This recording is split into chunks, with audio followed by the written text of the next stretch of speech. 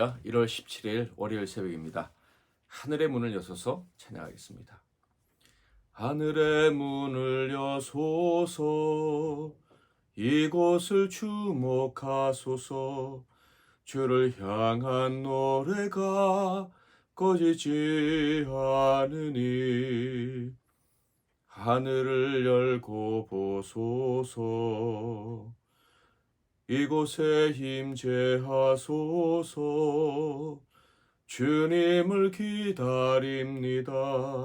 기도의 향기가 하늘에 닿으니 주여 임재하여 주소서. 이곳에 오셔서 이곳에 앉으소서. 이곳에서 드리는 예배를 받으소서. 주님의 이름만이 오직 주의 이름만 이곳에 있습니다. 이곳에 오셔서 이곳에 앉으소서. 이곳에서 드리는 예배를 받으소서. 주님의 이름만이 오직 주의 이름만 이곳에 있습니다. 오늘 하나님께서 주신 은혜의 말씀은 창세기 24장 67절 말씀이 되겠습니다. 창세기 24장 67절 말씀을 봉독해 드리겠습니다. 이삭이 리브가를 인도하여 그의 어머니 사라의 장막으로 드리고 그를 맞이하여 아내로 삼고 사랑하였으니 이삭이 그의 어머니를 장례한 후에 위로를 얻었더라. 아멘. 오늘은 기도 중에 받은 최고의 선물과 위로, 기도 중에 받은 최고의 선물과 위로라는 제목으로 하나님 말씀을 상고하겠습니다. 아브라함은 참으로 하나님이 기뻐하시는 며느리를 얻게 되었습니다. 믿음으로 얻은 것이죠. 하나님께서 허락하신 길, 하나님이 인도하신 길이 가장 귀하다는 믿음으로 이 귀한 여인을 며느리도 얻게 된 것입니다. 자신이 믿음으로 갔던 그 길을 기뻐할 수 있는 그런 여인을 자식에게, 이삭에게 아내를 주고 싶었는데 결국 얻게 된 것입니다. 아브라함은요, 하나님을 믿었고요. 또한 그에게 주신 사람, 그에게 주신 종도 복된 사람인 줄 믿었습니다. 그래서 그에게 일을 맡겨 귀한 결실을 얻게 된 것이죠. 그런 믿음으로 자신의 사랑하는 아들이자 언약의 계승자인 이삭에게 최고의 배필을 얻어준 것입니다. 이런 아내를 얻은 이삭에게 가장 먼저 찾아온 복은 바로 위로였습니다. 67절 말씀, 이삭이 리브가를 인도하여 그의 어머니 사라의 장막으로 드리고 그를 맞이하여 아내로 삼고 사랑하였으니 이삭이 그의 어머니를 장례한 후에 위로를 얻었더라. 자, 그런데 이 사실은 조금 이상하다는 생각도 듭니다. 왜냐하면 이때는 이삭이 어머니 사라를 잃은 지 3년이나 지난 때였기 때문에 그렇습니다. 이 말씀을 통해서 우리가 알 수 있는 것은 이삭은 정말 어머니를 향한 애정이 또 효심이 깊었구나라는 것이죠. 그래서 3년이나 지났음에도 불구하고 그의 마음속의 고통을 제대로 이해하고 위로해 줄 사람을 만나지 못했다 하는 것입니다. 이런 이삭의 모습을 보면서 아마 아브라함과 그리고 그 가족들, 권속들은 참 마음이 아팠을 것 같다라는 생각이 듭니다. 이삭이 이 세상의 쾌락이나 놀이나 일, 이런 것들로 어머니를 잃은 슬픔을 이겨내지 못했다, 떨어버리지 못했다라는 것을 보면서 하나님이 빨리 이삭을 위로해 주기를 바랬을 것이다 하는 것이죠.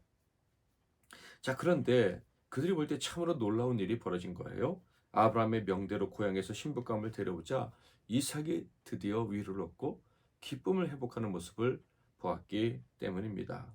모든 사람들은 리브가의 아름다움과 또 그가 행했던 모든 행실들에 대한 이야기를 듣고 마음이 흡족했을 것입니다. 그렇지만 무엇보다도 그녀가 이삭의 참된 위로자가 되었다라는 사실에 참 기쁘고 또 고마운 마음도 갖게 되었을 것 같습니다.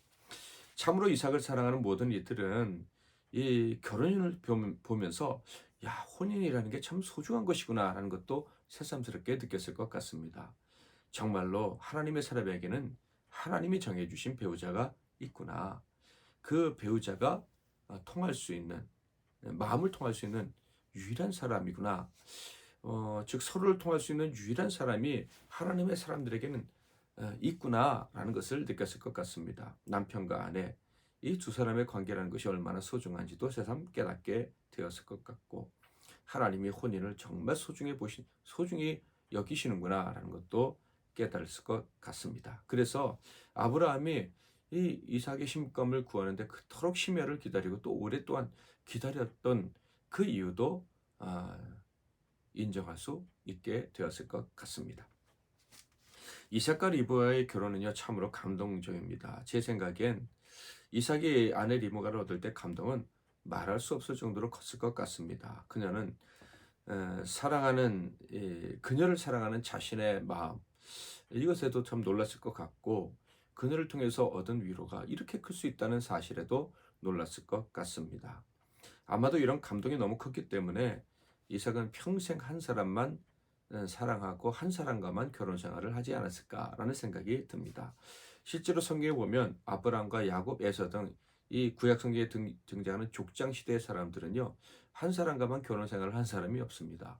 그런데 이삭만큼은 유일하게 한 사람과 평생 결혼 생활을 하고 인생을 마쳤다라는 것을 보여주죠. 이삭의 결혼은 정말 특별합니다. 먼저 아브라함은 이삭이 40살이 될 때까지도 그를 결혼시키지 않았어요. 이것도 특별하죠. 그토록 손이 귀한 집에서 그 귀한 아들이 40세까지 혼자 살도록 했다는 거 믿기지 않을 정도입니다.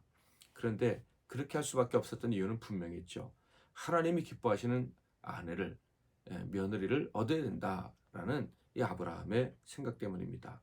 믿음의 가문에 합당한 여인을 얻어줘야 된다는 이 확신이 아브라함에게 있었기 때문에 그는 이렇게 40이 넘도록 결혼을 할 수 없었던 거예요. 이삭의 아내 역시도 사라와 같은 믿음의 어머니가 되어야 된다라는 사실에 아브라함은 흔들림이 없었고 이삭도 동의했기 때문에 그 결혼이 이렇게 늦춰지게 되었다라는 것입니다.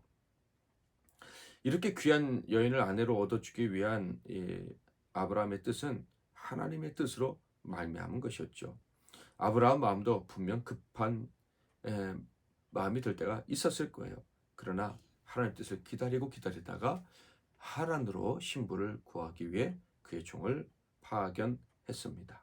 그리고 믿음의 어머니가 될 자격이 분명하다는 증거를 보여주는 여인을 이제 이삭의 아내감으로 얻어오게 된 거죠.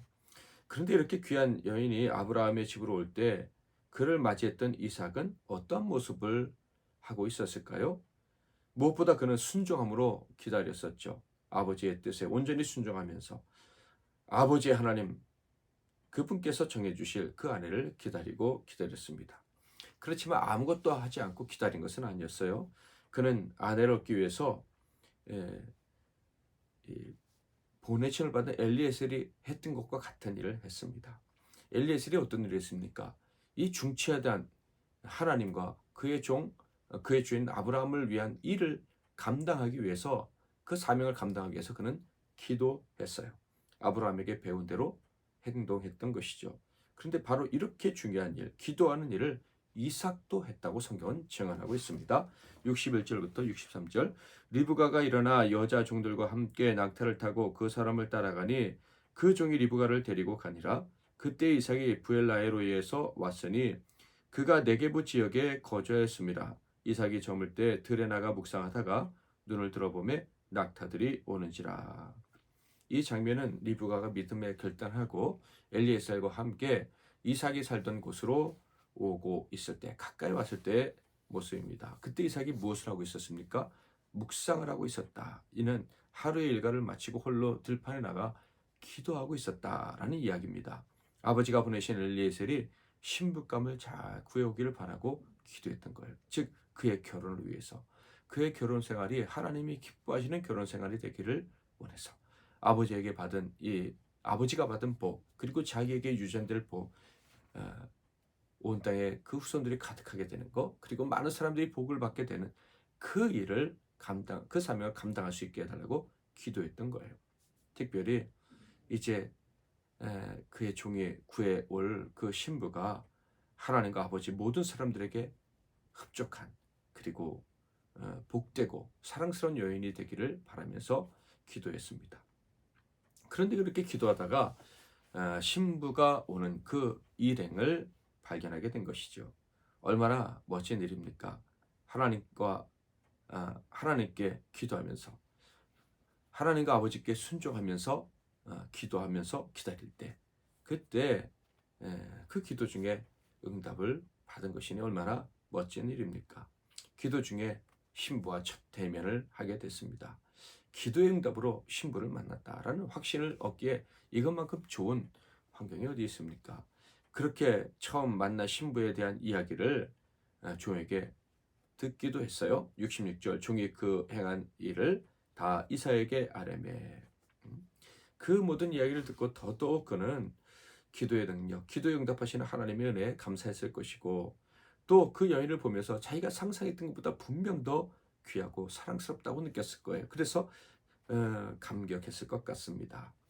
이런 기도와 그 기도의 응답, 그리고 응답으로 느끼는 이 감격들, 이런 것들이 이사에게 너무 큰 그 추억, 감동, 감격, 이렇게 심지어 충격이라고 묘사할 정도로 다가왔기 때문에 아마 그 평생 그 여인만 사랑할 수 있는 힘을 얻지 않았을까라는 생각을 해봅니다.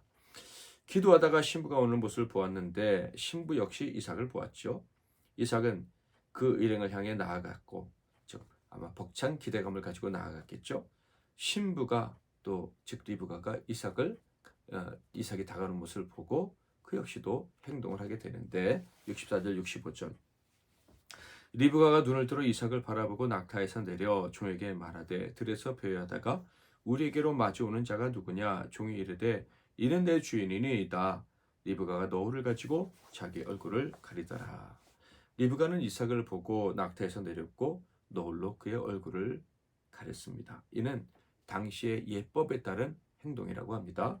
그러니까 이 리브가는 참으로 예의 바른 소녀였다라는 것을 다시 한번 확인할 수 있었죠. 예의 바른 사람을 보면 참 귀하고 사랑스럽게 보이지 않습니까? 이 행동 하나가 이 이삭의 눈에는 참 귀하고, 또 종과 함께했던 일행들의 눈에 보기에도 참 이 소녀가 참 귀하다라는 생각을 했을 것 같습니다.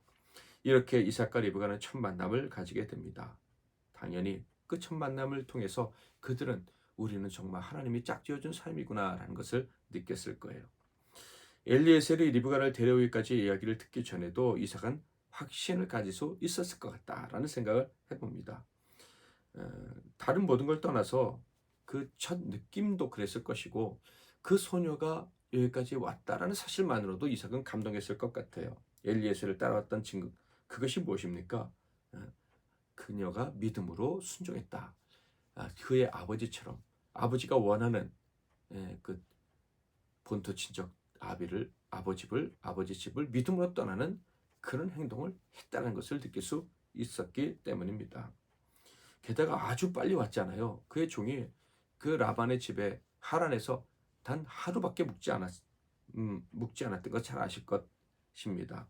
그러니까 엘리에셀이 리브가를 그 이삭의 신부감 얻겠다고 기도할 때 즉각 응답을 받았던 것처럼 이삭 역시도 참으로 하나님이 빨리 응답해 주시는구나 하는 생각을 하면서, 야, 하나님이 이렇게 저 여인을 내 아내로 주기를 원하셨구나 하는 생각에 참 기쁘고 또 확신을 크게 가졌을 것 같습니다.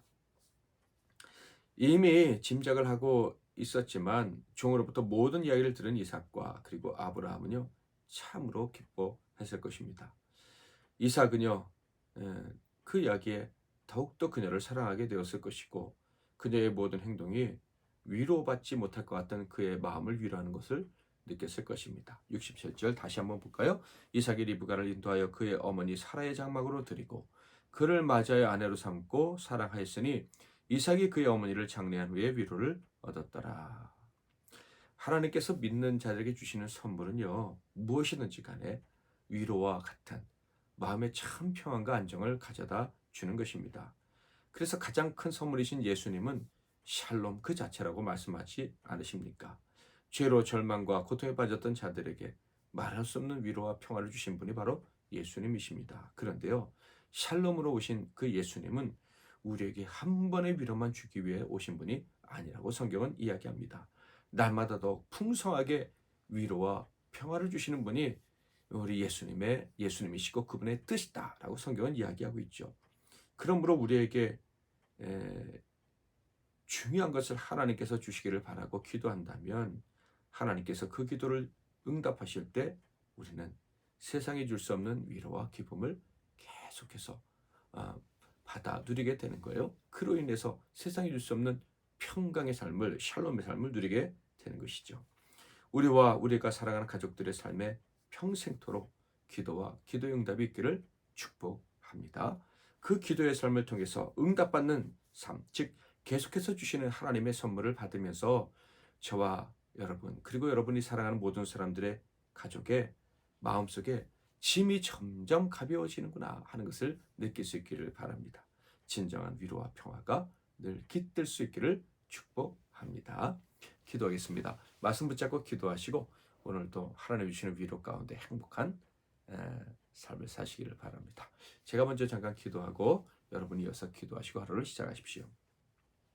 하나님 아버지, 믿음으로 기도하는 자들을 하나님께서 얼마나 기뻐하시는지, 그들에게 얼마나 멋진 선물을 주시기 원하시는지 어제 그리고 오늘 새벽의 말씀을 통해서 확인할 수 있게 해주시니 감사합니다.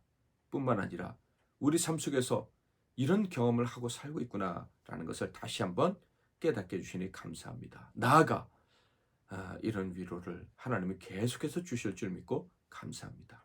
오늘도 기도하고 하나님께 주신 모든 선물들을 기쁘게 받아 누리게 하시되 우리가 세상의 일을 가지고 기도할 뿐만 아니라 좋은 사람들을 만나게 해달라고, 또 우리에게 주신 배우자가 얼마나 귀한지 알게 해달라고 기도할 때마다 하나님, 우리 안에 참으로 큰 위로와 평강이 넘쳐나게 하옵소서. 많은 사람들은 일과 그리고 사람으로 상처받는다 하지만 우리 기도의 사람들은 일과 그리고 사람들로 늘 위로받고 살게 하옵소서. 그렇게 될 줄 믿고 우리 주 예수 그리스도의 이름으로 기도하옵나이다. 아멘.